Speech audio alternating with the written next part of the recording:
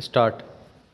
सभापति महोदय, सदस्य महोदय ने सदन में जो विधेयक पेश किया है मैं उसका हृदय से समर्थन करता हूं और मैं समझता हूं कि इस विधेयक पर आज कोई निर्णय अवश्य लिया जाना चाहिए। विराम। कहा जाता है कि इस देश में राजनीतिक नेता बहुत अधिक हो चुके हैं और समाज सुधारक यहाँ बहुत कम रह गए हैं। विराम। यह बात बिल्कुल सही है और मैं स्वयं इस समस्या पर कई दिनों से सोच रहा हूँ। विराम। इस देश में जो भी अच्छा आदमी होता है वह धीरे धीरे राजनीतिक क्षेत्र में चला जाता है। विराम। बड़े बड़े उपदेश सभी दे देते हैं कि गरीब की सहायता करनी चाहिए, किसी की वस्तु पर कब्जा नहीं करना चाहिए और किसी दुखी को बिना कारण कष्ट नहीं देना चाहिए, लेकिन वास्तव में ऐसा कोई नहीं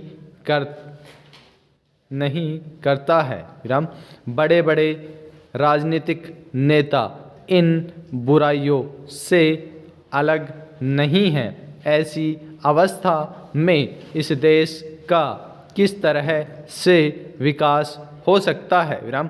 दहेज प्रथा के विषय में मैं भी यह कहना चाहता हूँ कि कोई भी गरीब या अनपढ़ आदमी दहेज नहीं देता है। विराम।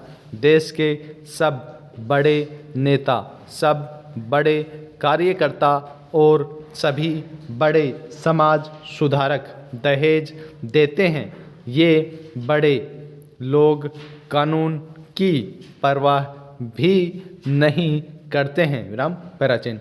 सभापति महोदय, पंजाब में एक कानून बनाया गया है कि पिता की संपत्ति में लड़कियों को भी उतना ही हिस्सा मिलेगा जितना लड़कों को मिलता है। विराम।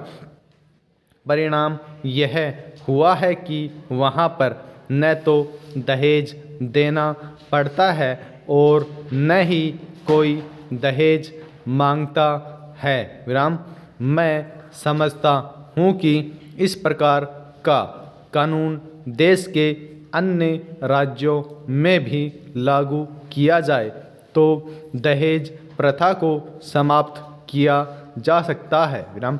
जब लड़कियों को पिता की संपत्ति का पूरा हिस्सा मिलेगा और पूरी जमीन मिलेगी तो उन्हें दहेज देने की आवश्यकता भी नहीं पड़ेगी। विराम।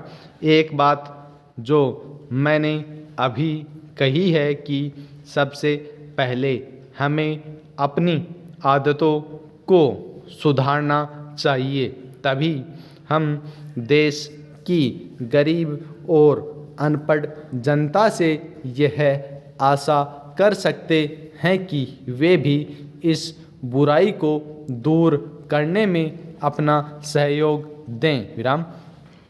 अभी एक माननीय सदस्य ने सुझाव दिया है कि दहेज देने की एक सीमा निर्धारित कर देनी चाहिए। विराम। इस संबंध में मेरा सुझाव यह है कि दहेज की कोई सीमा निर्धारित नहीं होनी चाहिए। विराम। दहेज के नाम पर कुछ भी देना अपराध माना जाना चाहिए। विराम। दहेज प्रथा को जड़ से ही मिटाया जाना चाहिए। Full stop.